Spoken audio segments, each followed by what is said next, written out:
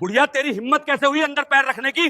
तुम जैसे भिखारियों की औकात नहीं है भगवान के वीआईपी दर्शन करने की। लंगर में खाना खा और चुपचाप निकल जा यहाँ। बुजुर्ग महिला शांति देवी मंदिर के अंदर पैर रखने ही वाली थी, तभी अचानक सिक्योरिटी गार्ड जोर से चिल्लाया। वह कुछ समझ पाती उससे पहले ही सिक्योरिटी गार्ड शांति देवी को धक्का मारते हुए गुस्से में आकर बोला, अबे भिखारिन, अंधी है क्या? ये मंदिर है, कोई धर्मशाला नहीं। दिखता नहीं तुझे ये अमीरों के जाने का रास्ता है? रास्ता खाली कर, कोई बड़ा आदमी आने वाला है। आखिर कौन है वो बड़ा आदमी जिसके आने से सिक्योरिटी गार्ड इतना घबरा रहा है? शांति देवी लड़खड़ाकर जमीन पर गिर गई। वह घबरा गई और रोते हुए हाथ जोड़कर बोली, साहब मैं बीमार हूँ, मुझसे ज्यादा देर खड़ा नहीं रहा जाता, मुझे दर्शन कर लेने दो। सुनते ही सिक्योरिटी गार्ड गुस्से से लाल हो गया और चिल्लाकर बोला, अबे बुढ़िया, एक शब्द और बोली तो अभी उठवाकर बाहर फिकवा दूंगा। तेरे जैसे लोग यहाँ भगवान के दर्शन करने नहीं आते, लंगर में फ्री का खाना खाने आते हैं। सुनते ही शांति देवी की रूह कांपने लगी। वह डरते हुए बोली, साहब भगवान के लिए गरीब अमीर सब बराबर है। तभी अचानक वहां पर एक महंगी कार आकर रुकी। कार से सूट बूट पहने एक आदमी उतरा। देखते ही सिक्योरिटी गार्ड घबरा गया और तुरंत झुककर उसे सलाम करने लगा। तभी उस आदमी की नजर शांति देवी पर गई। वह गुस्से में सिक्योरिटी गार्ड को डांटते हुए बोला, ये क्या बदतमीजी है? तुम जैसे लोगों को यहाँ नौकरी पर किसने रखा है? सिक्योरिटी गार्ड डरते हुए बोला, साहब ये गरीब औरत बीच में आ रही है, मैं कब से इसे हटाने की कोशिश कर रहा हूँ। सूट बूट पहने आदमी बात काटते हुए बीच में ही बोला, चुप रहो, इन गरीबों को यहाँ घुसने ही क्यों देते हो? इन्हें दूर रखा करो ताकि हम जैसे वीआईपी लोग शांति से दर्शन कर सकें। सुनते ही शांति देवी की रूह कांपने लगी। वह डरते हुए बोली, साहब भगवान के लिए गरीब अमीर सब बराबर है, सभी को भगवान के दर्शन करने का अधिकार है। अमीर आदमी भड़क उठा और चिल्लाकर बोला, अबे बुढ़िया, तू सिखाएगा मुझे कानून? तू जानती नहीं मैं कौन हूँ? मंदिर के नियम मेरे हिसाब से बनते हैं।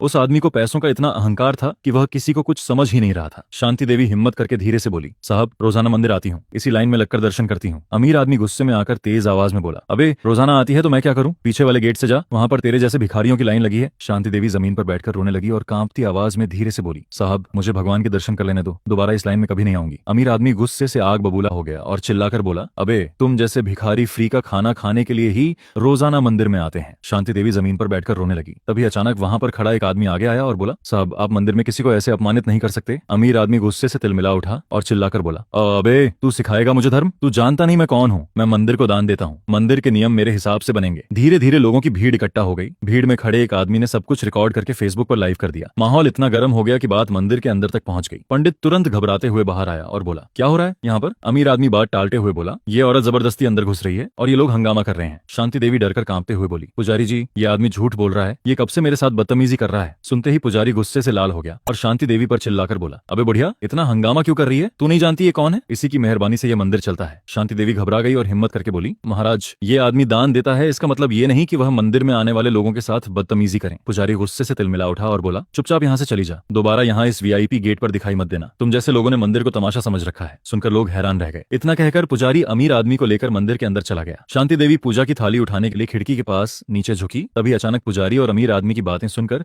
वह सन्न रह गई। उसने खिड़की से अंदर झांक कर देखा तो वह हैरान रह गई। पुजारी मेज पर पैसों की गड्डी रखते हुए अमीर आदमी से कह रहा था, ये लीजिए खन्ना साहब, आपके हिस्से के 20 लाख रुपए इस महीने मंदिर के गुप्त दान पात्र से 50 लाख निकले हैं। अमीर आदमी लालच भरी मुस्कान के साथ बोला, रिकॉर्ड बुक में तो मैंने लिखवा दिया है कि इस महीने सिर्फ 5 लाख का ही दान आया है। तभी अचानक पुजारी की नजर शांति देवी पर पड़ी। शांति देवी घबरा गई और वहां से भागने लगी। अमीर आदमी और पुजारी दोनों शांति देवी का पीछा करने लगे। अब शांति देवी दान के पैसों का घोटाला करने की सच्चाई जान चुकी थी। आगे क्या हुआ देखने के लिए अपनी राय कमेंट बॉक्स में जरूर लिखो।